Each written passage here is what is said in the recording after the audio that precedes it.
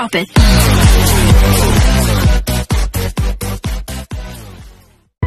Good day mga ka-sports natin dyan. Update muli tayo sa laban ng Choco Mucho at ng Jarflor Defenders. Sobra talagang ganda ngayon ng galawan ng ating boss Dina Wong, kung saan ang kanyang mga set ay hindi nga nababasa ng Jarflor Defenders.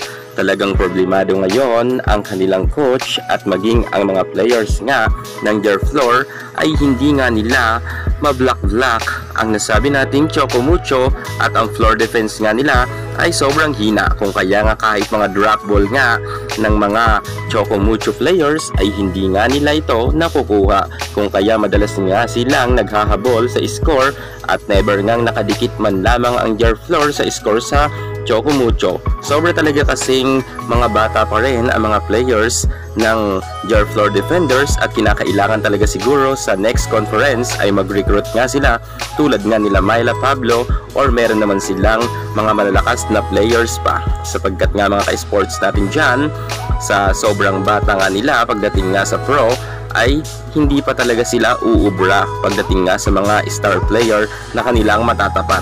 Okay man lang sana mga ka-sports natin dyan na matalo, pero yun lumaban talaga at hindi man lang natambakan.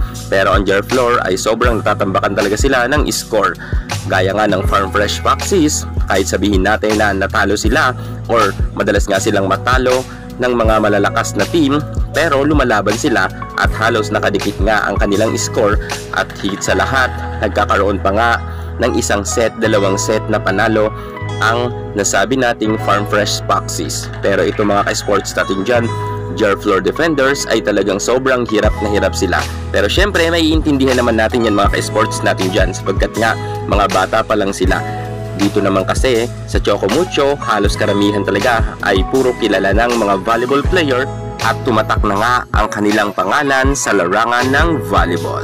Samantalang ang nasabi nating Choco Mucho ay talagang nagpapakita sila na hindi na sila basta-basta na team, hindi gaya noon na basta-basta natatalo nga ang nasabi nating Choco Mucho. Pero ngayon nakakatakot na rin ang kupunan nga ni Boss Dina Wong, sapagkat halos lahat talaga ng players ngayon ng nasabi nating Choco Mucho ay malalakas na, kung kaya nga namumroblema ang mga coaches nga ng kanilang kalaban na team, dahil nga ang ating Boss D ay umangat na nga ang kanyang pagiging setter, at higit sa lahat sobrang gagaling na talaga ng nasabi nating Choco Mucho players. At itong si Isa Molde nga mga ka-sports natin dyan ay nag-level up na nga ngayon ang kanilang kagalingan or ang kanyang kagalingan.